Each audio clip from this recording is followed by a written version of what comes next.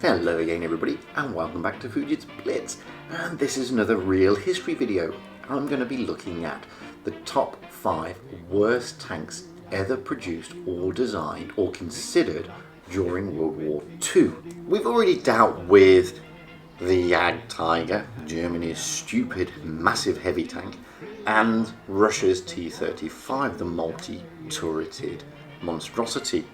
And now we move to the British. Sitting at number 3 is the TOG-2. What on earth were the British thinking? The TOG-2 came about following the development of the TOG-1, a tank that was developed and conceived by officers and engineers who'd had vast experience during World War I and the trench warfare of World War I.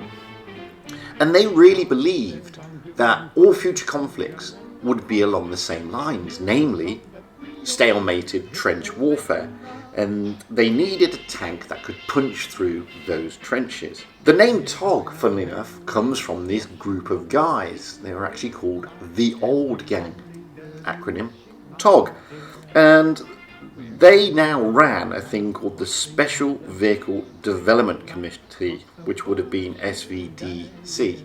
So TOG, the Old Gang, is a much better acronym in real terms. In fact, that is the only good thing to ever come out of the TOG development, the acronym.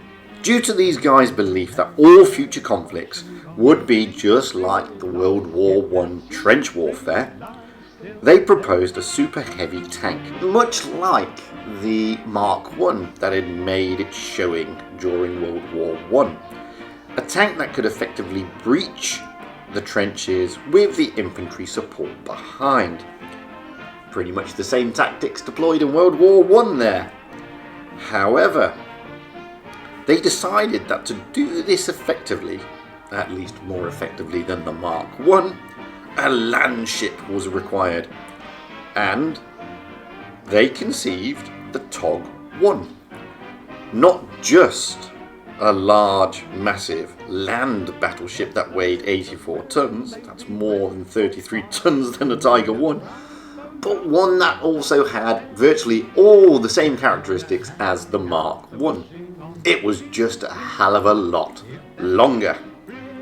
The TOG-1 initially had 2 guns, a 75mm howitzer in the front hull where a machine gun would normally be, and on the turret they had a 2-pounder. In a Matilda turret of all things, they also planned to put 2 more 2-pounders in the side and spread a shed load of machine guns all around it. Basically, it was just a bigger Mark I. There was no suspension on this tank. It had the old World War I running gear, which was basically the tracks went all the way around the hull with no suspension. Bizarrely. Again, it was just like the Mark I. The engine was different, however. It was a petrol-electric engine, giving a whopping 600 horsepower. I say whopping, I mean that's just absolutely pants for a tank of this magnitude. In fact, it was so underpowered, the electric generators kept bursting into flames because they couldn't take the strain of running an 84-ton beast. All this could be forgiven, however, because you may be thinking that the TOG-1 came about just after World War I. You would be wrong.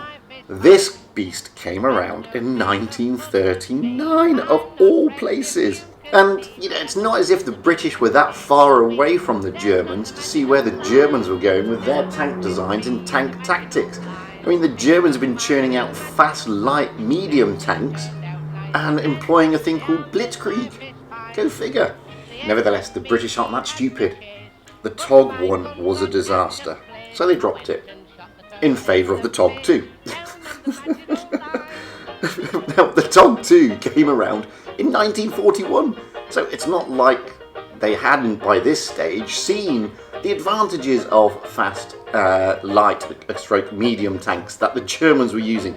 And we're talking Panzer IIs, Panzer IIIs, and by this stage of the war, Panzer IVs. I mean, these things had overrun the Polish, they'd overrun the French and the Low Countries, and they were about to go into process in overrunning the Russians. But no, the British thought, you know what, the TOG won. pretty pants, let's make a TOG 2, because we've seen the tactics utilised by the Germans, this thing called Blitzkrieg, and we have absolutely no understanding of it whatsoever. So what we're going to do, we're going to take a really big tank that was useless and make an equally really big tank to counter this vast lightning war that the Germans are using. Wow. Now the TOG 2 was similar in a lot of respects to the TOG 1. It was still 84 tons. It was still super massive and super heavy. And it was still basically a land battleship. They did, however, make some improvements. Gone with the old style World War I tracks that went around the hull to be replaced by more standard tank type tracks which went around a front idler driven by a rear drive sprocket. They also put some suspension in, which was nice. And they added a second electric generator to try and reduce the strain of the single electric generator. It did, but it was still vastly underpowered, churning out exactly the same speed as the TOG 1, 14 kilometers an hour. The Matilda turret was dropped, along with the 2-pounder, in favour of a Challenger tank turret with its 17-pounder. Now the Challenger tank was basically an upgraded cruiser based on the Cromwell, just a bigger turret and a bigger gun. It was never a tank destroyer, by the way. They also got rid of the stupid artillery piece in the front of the TOG 1, replaced it with a machine gun, and decided against sticking 2-pounders and machine guns everywhere else around the tank. Wise move. Nevertheless, the TOG 2 was a stupid tank. I mean, there is absolutely no way of looking at it other than that, especially for its time. And we're talking 1941 here, when the threat, namely Germany, was providing fast, mobile, light, medium tanks that utilised this blitzkrieg tactic, punching through the enemy lines in a short, fast, powerful attack. All three things that the TOG did not have. It was neither short, it was neither fast, and it was certainly not powerful. The TOG 2's role on the battlefield was dubious at best. The role it was most suited for was probably presenting a very large, slow target to enemy tanks and aeroplanes. Other than that, I failed to see the role it could have achieved. The TOG 2 is really a throwback to World War I, and when designing this tank, the lessons of World War I were clearly not heeded.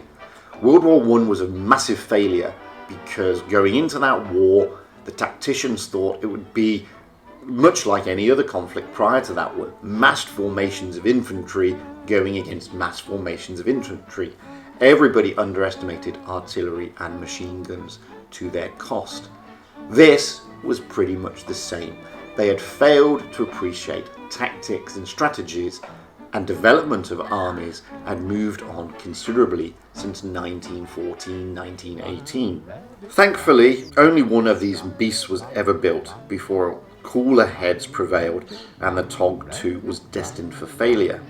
What amazes me, however, is that even after encountering the likes of the Panzer IIIs, Panzer IVs and Tiger Is in France and Africa, the British were still tinkering with the TOG 2, even as late as 1943, in some vain hope that this useless creature could find some use on a battlefield. Eventually, however, it did. It found its perfect niche. It is a tourist attraction at Bovington Tank Museum, and it can be found in its only combat role in the game World of Tanks and World of Tanks Blitz, where it is considerably better in combat than it would have been in real life, but it still displays all the flaws that the original TOG 2 would have encountered. I've been Fujit. That has been my number 3, the TOG 2. What on earth were the British thinking? I mean, this is just a truly ridiculous tank that, had it ever gone into combat, would have been an utter disaster. I hope you enjoyed the content. If so, please like and comment below, and if you haven't already, press subscribe. It's a nice thing to do. And tomorrow we'll be back with number 2 on the list of the worst tanks developed or considered during World War II. So until then, stay safe out there.